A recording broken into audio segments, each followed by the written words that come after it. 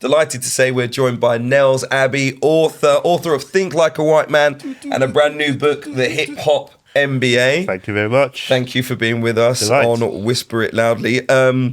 Let's start with the books. Let's start with who you are and the jobs and a quick synopsis of the Hip Hop MBA. Sure. So my name's, as you point out, my name's Nels Abbey. I just like to keep it simple. I'm a writer, a bit of a broadcaster too. I get around, do some other bits and bobs here and there. I tend to keep a little bit on the quiet side. The Hip Hop MBA is a book that that is long overdue. It's a book that that was planted into my head as an idea in 2001 with a chance meeting with Nihal from Radio 5 Live. I met him. There was a corner in West London, W9 West London Harrow Road, where all the deviants seemed to congregate in the middle of the night. So of course, me and Nihal were there at 2 a.m. in the morning in 2001, and we started talking hip hop. Started talking So Solid, and Nihal just mentioned about how great a leader Mega Man from So Solid is. And I thought that's quite interesting. He just spoke of him almost in corporate terms, and I thought that's an interesting concept I never really thought of.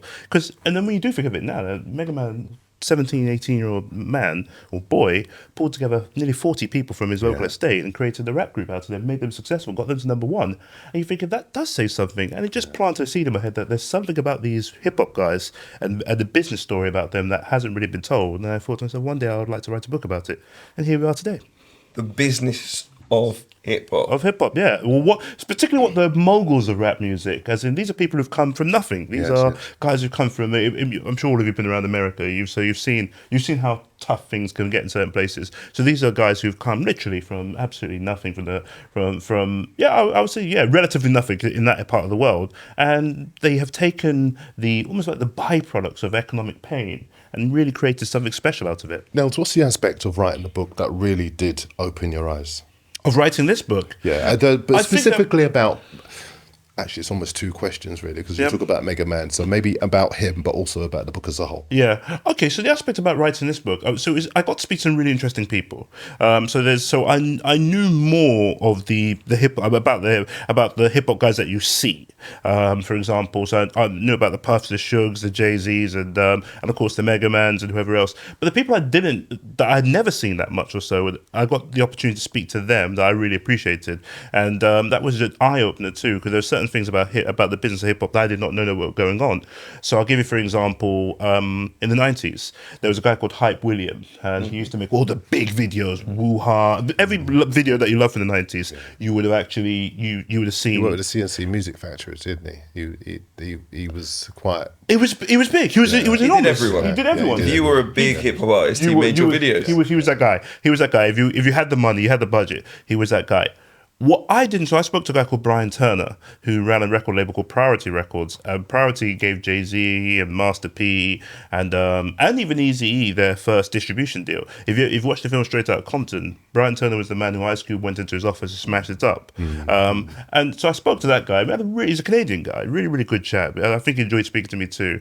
And what was interesting about speaking to him is that he pointed out that he kind of explained to me how Hype Williams was not just the benign video music maker that you thought he was, that he became almost like a weapon of the major record labels. Because what happens at that time, the major record labels were trying to take out the indies. Because hip-hop, for the first however long, was dominated by independent record labels, Def Jam, Tommy Boy, Delicious Soul, Delicious Vinyl, so on and so forth.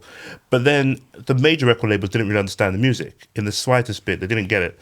So they first ignored it. They just thought, this is not even music. They're sampling other people's music and they're just talking gibberish. Then they came back after about 10 years, from 17. So the first 10-ish years, the independents had a clear run at the business. That's from 79 to about 88, 89. Then comes 88, 89. The major record labels start signing really want to get on the business. And they don't really care about the purity of the art or anything, because they want to get big, commercially viable acts. So they go out, they start getting the likes of Vanilla Ice and MC Hammer, and they make them enormous. And these guys become really, really, truly enormous. The problem with it is that they couldn't really sustain that. Hammer will get really, really big, then it will fall off. Vanilla Ice gets really big, then he falls off. And they weren't attracting the young talent who actually did have cultural credibility, because the fact that people like Hammer, who, as much as I love Hammer, so I think he's a brilliant artist, I will say Hammer and Vanilla Ice, they were repellent to young talent. Or if you're a young gangster rapper, you wanted to be where Ice Cube was, and that was it. So then after a bit of time, what they then did, the next wave was to actually take out the actual independent labels and make rap music pretty much bring rap music into the fold of the major labels. And they did that in two ways. One, buying out the independents. If you look around 96, 97, they started to buy out Def Jam and all these other people like Russell Simmons got unbelievably rich. They started to buy out all these independents one by one. Tommy Boy recently got bought out for about $100 million, so on and so forth. But the other route they used was that they started to really create, and you would notice a shift around the mid-90s, because at one point, the rap music video was quite always based upon the hood or just something really, really low budget. Suddenly it became this really big budget thing, enormous, like movies. Well, I was going to ask you about that because I feel like New Jack City. We were talking last week about the best back movies and all that. New Jack City is probably the first movie where the soundtrack of the movie was marketed. It was it was almost as good as the movie itself because there were so many. Get It Together, Black is a Force. Of course. The actual title track as well. There were so many bangers from that album, which you could actually sell as individual tracks. Of course. Although I think Above the Rim did that a little bit better. I think Above the Rim did that fantastically well, which is Death Row Records, of course. Then Death Row, they even Murder Was the Case soundtrack, which is basically the soundtrack was more popular than the actual film itself. But what was interesting when you look at actually like what they did around the turn of these, when the major labels came in, it was the big money. They started to make really, really big budget videos to put where I showed my daughter the other day the Hypnotized video, for Biggest Hypnotized video. And my daughter said to me, this is not a music video, this is a film. And even back in those days, they had bigger budgets than say, Taylor Swift has today. And so what was interesting was that they were then using Hype William to almost push, to attract talent and push people out of the business by making sure that they were dominating MTV and BET and anywhere else or so, whereas the smaller production companies couldn't actually compete with that. The smaller independent companies couldn't compete with that. So Brian Turner then says, Mos Def approaches Brian Turner and wants $500,000 for a video. And Brian Turner says to him, look, we spent 30, 40 grand on the video. And he says to him, oh, you're not going to win like this. So he basically said to Mos Def, just come, your creativity will win it for you. That's when you start seeing Mos Def make videos like Miss Fat Booty and Umi Says, and they both went on to win MTV awards. So it was looking at how the role that Hype William played in that pushing the little man out of the actual business. It was a fascinating thing to me I never knew about. Which you're going to learn a lot more about if you get the book, the Hip Hop MBA. We could talk. I'm sure we could talk and do a full hour. We could. I'll make my answers a lot more succinct. I apologise, guys. No, not at all. Not at all. Not at all. It's not about that at all. It's just we want to talk to you about so much more while you're here with us as well. I think we're going to take it immediately to kind of the big news story. We always like to do a bit of current affairs. Unfortunately, it's incredibly sad this week. Those of you will know of Daniel Anjorin, 14 years old, fatally stabbed with a sword in Hainault in London as he left his home to walk to school. We send our condolences to everyone that knew Daniel well.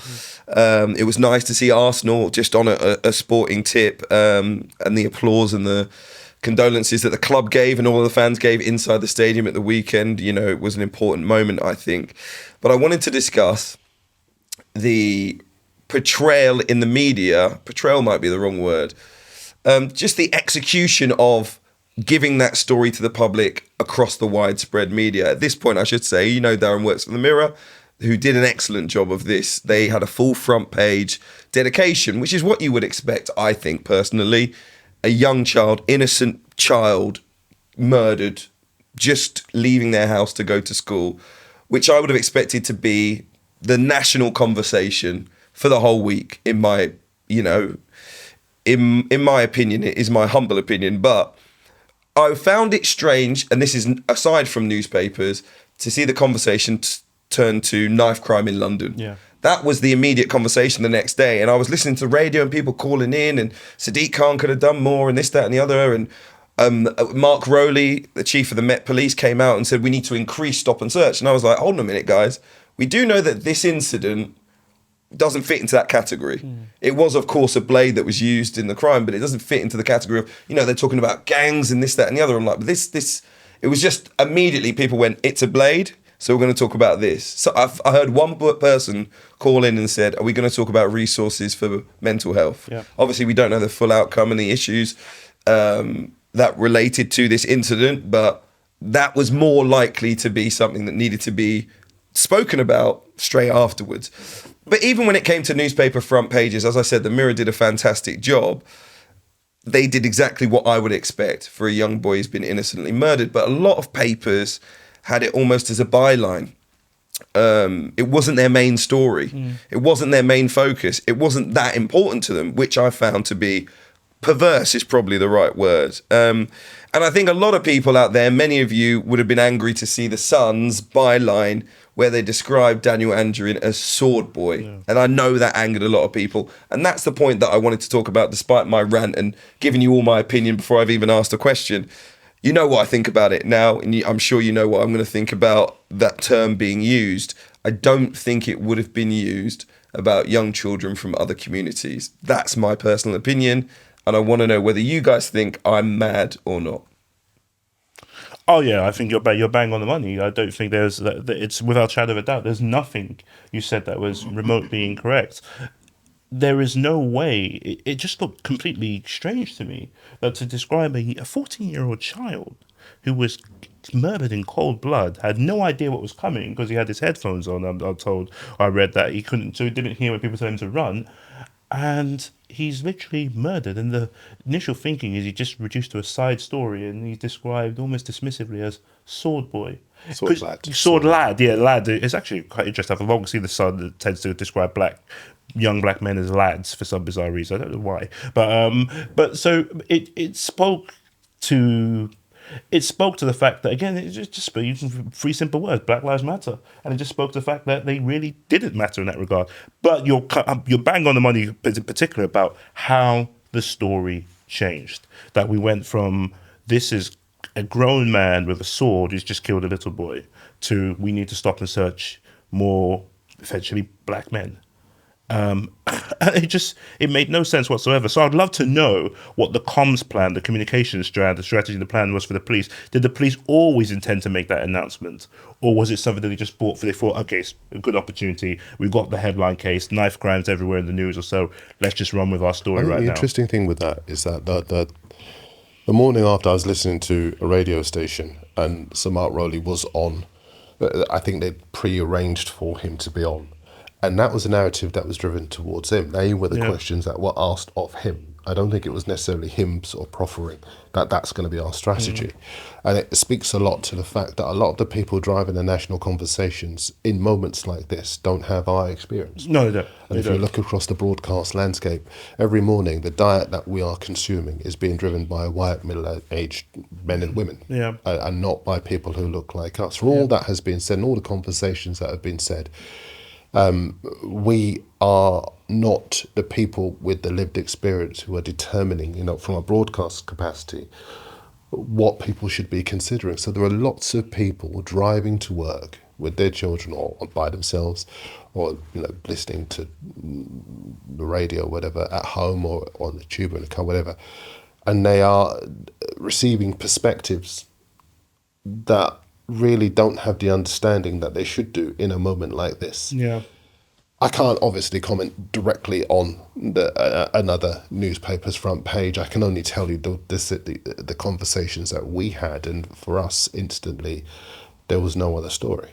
This was the way to be able to reflect the pain, the anguish, the heartbreak, the shock, and the horror of what had happened. And it was something that could affect any family, whether you are black, whether you are white. This was a child who had no chance, left his home, put his headphones in, was oblivious to what was unfolding around him, and then ultimately became a victim of it. Now, I think to us there was no other way to articulate it. And like I said, I don't really want to sort of comment on the processes that might happen with another newspaper specifically, but I do think there is room for a grown-up conversation about why still, after everything that's been said, after all of the different perspectives that we have had, that we can get to a moment where black lives are still not represented in the same way that, for example, and quite rightly, Grace O'Malley Kumar was represented when she lost her life. She went to the same school as this lad. Wow. And there have been so many other young white children who we had the same level of heartbreak and horror, and we look at the way that they're represented and they've been given the attention that they deserve. But when it comes to young black children, that across the board is not the case. Do you know one of the things I hate most? But sorry, Joe. I know. Go. One of the things I really hate, that really makes me shiver sometimes, and I always think to myself, "Oh, thank God, that's not me or my family or anything else." And I say it selfishly. You know when you see tabloid papers or so, or not even just tabloid papers across the board, they'll do a montage of everybody's been killed by knife crime, and you'll just see all these faces.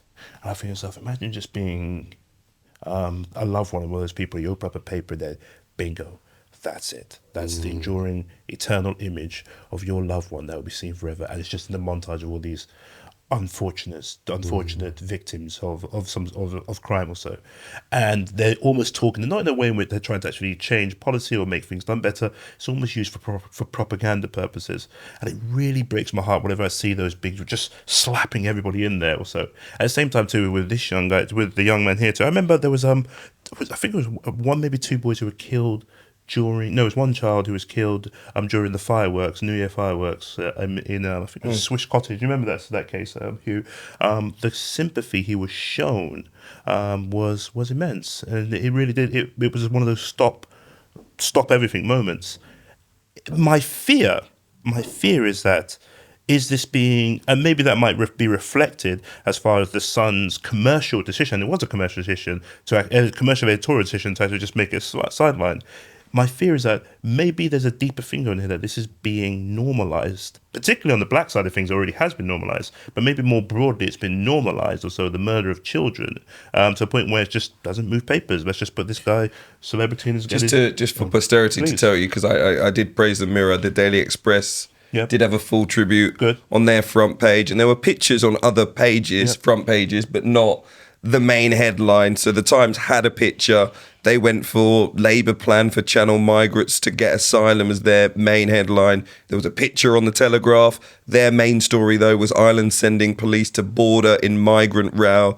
The Daily Mail also had a picture, but their main story was about Rwanda and the voluntary deportation, if you want to call it that. The Independent, no mention on the front page. The Guardian, no mention on the front page. Our Hearts Are Broken was the Mirror's front page. So there was a variety of ways of executing and marking the story. Some went for nothing at all. Yeah. Well, I'll be brief because I agree with everything that's been said so far. And I do want to speak just in a second to the personal loss of life here, because I think that's the most important thing here. But just going back to your point about the papers and picking up on your last point about how this has been dealt with, I'm just kind of asking a question here because I've not thought it through my head properly yet, but I wonder if what the papers did with their front pages, we're to blame, and by we I mean the public. I'm not so sure if the Sun did what they did because they're disgusting, foul, evil people. They might be. I wonder if it's a case of they just thought, we're playing to our audience. We're just doing what we think our audience want, and we don't think our audience really care for doing a full-page splash on this young boy being murdered. I wonder if it's a commercial decision rather than it being a moral decision of the right thing to do is, the biggest story this week is a young boy has been murdered. I wonder if it's a case of, I just don't think our readers are going to respond to that. What they will respond to is a front page on the Rwanda policy or something else. Their front page was, or wherever it was, a Premier League footballer's dating life. There you go. Yeah. And the reason why I say us is, I wonder if the public and the Sun's readership in particular would more likely pick up a Sun paper with that on the front page and read than they would a young boy being killed. I wonder if it was a commercial decision rather than it being... Can I respond to that, though? Because I think there are some moments where the story is more important. I agree. Yeah. And you almost have to tell your audience, this is the biggest story. You need to care about this. I agree. This is the bigger story. I agree. There are so many times where, particularly stories regarding the royal family, we're like, who cares? I think most people don't care. Yeah. But the newspapers go, this is the front page splash, almost telling us this is really important to the country. The whole country's like, guys, we don't really care what they do. Like, we really don't. I know some people do, but generally speaking, that doesn't affect us. We'd rather see something that does, but we are still given that. It's almost like anything to do with the royal family is a big story. This is not me taking aim at the royal family, by the way. I'm just an looking at when they tell the story. This is what we want you to see and read about. Yeah, I don't have any children. I don't think you need to be a parent to be able to empathise with the loss of a young life. But I just think to myself, I've got young cousins. We've all got young people in our families, and I just think to myself, how would I feel if I got a phone call from somebody saying your cousin has been murdered? And in the way they were murdered. That's what I kind of go back to. The politics and the media element of this is relevant and important. We should discuss that and call out where we think there's been wrongdoing. But I just think to myself, I'm just so lucky, we are lucky, that we didn't get that call. He's 14 years old. He's 14 years old, man. But I think that's the important thing, Jordan, of wanting it to have a far bigger impact for the country. And I think the media is a way of doing that. In that it's not normalised. If it is a side note on the front page, it's normalised. It's not even a big story. We put it on the side note. A couple of papers ignored it completely. So they've normalised it. It's so normal, you don't even need to know about it. We don't need to put it on the front page of our newspaper. And that's why I'm saying it. Because it's not because I'm like, oh, because he's black, I want to see everyone talking about it for a week. But I do agree with you. You normalise it by not discussing it. We look at the back pages are in front of us. We see what the big story is immediately, and people then discuss it. And I think that's the big thing. We need to discuss it, and that's one. And it's probably the two things melded together, which is why I wanted to talk about it, because it was on one side a conversation that shifted to stop and search. And I was like, how's this related? I think a lot of people, and it upset me, that a lot of people used the death of this boy, of Daniel. Let's call him by his name. They used Daniel's death to put forward all sorts of agendas. I wrote about one of them, people were suggesting that we should arm the police, when actually the police were there within 12 minutes. They had him apprehended within 22 minutes. They used tasers to take him down. A couple of police officers had been affected, but that was before their arrival. And actually, the armed police arrived after the people with the tasers were able to take him down and apprehend him. But I think a lot of people, a lot of people are using the death of Daniel to put forward, and we've seen it in many other cases, to put forward all kinds of agendas that they want to use to demonise black men. Let's not kid ourselves around this. Black men that have nothing to do with this situation. And I keep saying it again. You work in the media, you are very much somebody who is well versed with the media. I work in the media as well. If in a moment like this, we can't actually have this uncomfortable conversation about the way in which our industry is failing us, then when can we? And we must say and point out that in a moment like this, there is a disparity between the way other children have been treated, and we've seen it, it's well documented, you can get the evidence, as many examples as you like, and this particular moment. And I think if we can't have a grown-up conversation around that, without unnecessarily or disproportionately being critical, but look, just putting it on the table and saying, this is what we should consider going forward. The Sun, amongst other papers, didn't treat this with the respect and the level of what's the word?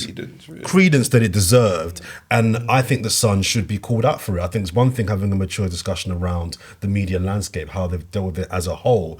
But I think we should also be calling out individual papers and outlets. And look, my outlet, your outlet, everyone can get it, right? Everyone can get it. This is not us having a go at any one particular person for an agenda. Anyone can get it. But I think we should be calling out where we see nonsense. What the Sun did was wrong. It was wrong. And if they were to say and come back and say, well, our focus group said that they prefer... No, as Hugh said earlier on, you can tell the nation, is the Sun still the biggest selling paper in the country? Physical, yeah? You can tell the nation, this is a story that you need to be engaged in, you need to care about. You need to tell me that I need to care that a young 14-year-old boy has been murdered. I must be honest with you, it is once again too, they know their reader. They know their audience better than we do, essentially. If you go back, and it's quite frankly, it's a sad situation that they do, and there's, hey. And truth be told, I think that's probably, it would have been better for them not even cover it, because when you look at it, they made it a small little sliver, and then they put better not cover it. It's just better off just putting it on a different page than actually just do it that way. Yeah. Nelson, we've got you for about 90 more seconds. That's our fault for talking for so long. So we appreciate you being here. Once again, I think everyone around the table sends their condolences to the Anjorin family, anyone that's been affected by this incident. Very, very sad indeed. But before you go, very quickly, just wanted to take you back to the Hip Hop NBA and ask you your thoughts, 60-second thoughts now, on Kendrick Lamar versus Drake.